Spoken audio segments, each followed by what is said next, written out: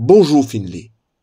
Mahatma Gandhi est indiscutablement un des hommes qui ont marqué d'une pierre blanche le siècle dernier. Son influence est universelle et son approche non violente contre l'oppression et la discrimination, culminant sur son combat en faveur de l'indépendance de l'Inde, met en scène des émules d'envergure tels que Nelson Mandela et Martin Luther King. En dépit d'un rayonnement planétaire étendu, Gandhi n'a visité que 4 pays dans sa vie. L'Afrique du Sud, le Ceylan, aujourd'hui le Sri Lanka, l'Angleterre et, dites-vous bien, l'île Maurice. Qui l'aurait cru? Pourtant, sur sa route vers Bombay, Gandhi débarque d'une vapeur Naoshera à Port-Louis le 29 octobre 1901. Le pays est alors touché par la peste. Ses mouvements jusqu'à son départ en Inde le 15 novembre suivant sont en conséquent très restreints. Cependant, telle l'essence d'un parfum, le puissant bouquet aromatique des rares sorties de Gandhi sera déterminant pour le parcours historique du pays. C'est chez Ahmed Ghulam Mohammed, négociant indien de foi musulmane, qu'il logera durant son séjour. Le 5 novembre, l'avoué Henri Bertin le présente aux légistes de la Cour suprême. Le 9 novembre, il dîne chez le gouverneur Charles Bruce et 4 jours plus tard, il est l'invité d'honneur des membres de la communauté des commerçants au Tahir Bagh, au Champ de Mars.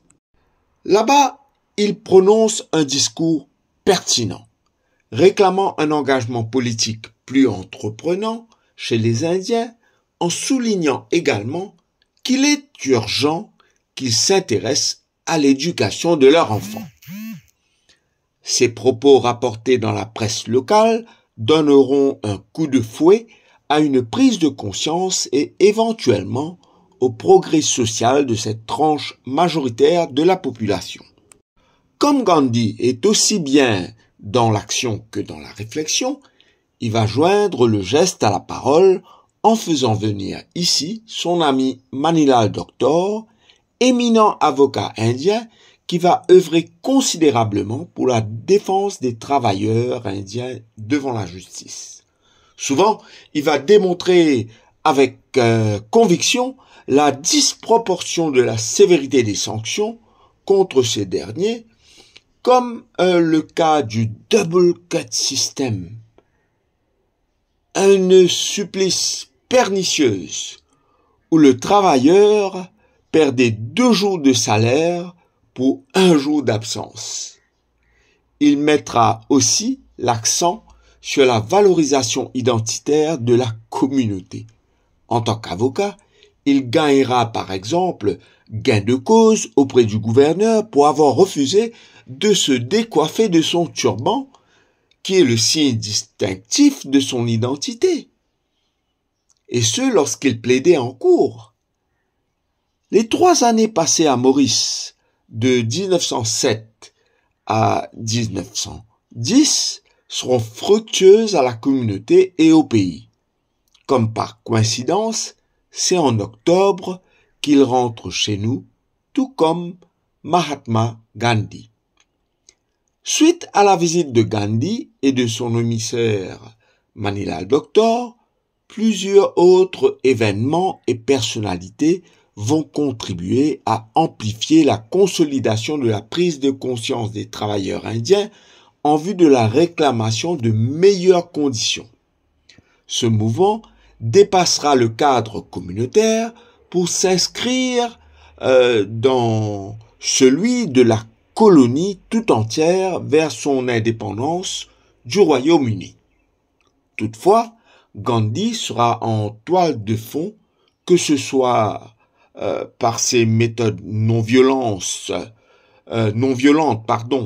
de certains politiciens et activistes sociaux comme les frères Bissoundoyal, que dans le suivi de la lutte parallèle du Mahatma en Inde dans les années 30 jusqu'à l'indépendance. D'ailleurs, la date de notre propre indépendance à nous, à savoir le 12 mars 1968, est associée à la marche du sel par le Mahatma Gandhi le 12 mars 1930. Cet événement a marqué un tournant dans le combat de Gandhi en faveur d'un sous-continent indien indépendant. Né le 2 octobre 1869 à Pombandar, Gandhi a non seulement marqué son siècle, son pays, mais il est universel, il est hors du temps. Ainsi, il n'est pas surprenant que les Nations Unies ont choisi le 2 octobre comme journée internationale de la non-violence. C'est le jour de la naissance de Gandhi à Pombandar en 1869. Comme nous voyons chez Gandhi la non-violence, non seulement s'apprend, mais qu'elle se cultive également, le Mahatma a beau être une personnalité universelle, mais je ne peux m'empêcher de l'associer au destin du Mauricien jusqu'au bout. Né en octobre, il est venu chez nous en octobre, son envoyé Manila Doctor est arrivé à Maurice en octobre 1907 et une des toutes premières institutions secondaires de l'État, peut-être bien le 5e, le Mahatma Gandhi Institute, a été, elle, inaugurée le 9 octobre 1976. Trop de coïncidences pour ne pas prendre conscience de la chance que nous avons d'être nés sous de telles circonstances. Pourvu que nous nous en inspirions afin de valoriser une non-violence qui en ces jours-ci, soyons honnêtes, semble en souffrance. Merci Finlay et bon dimanche à tous.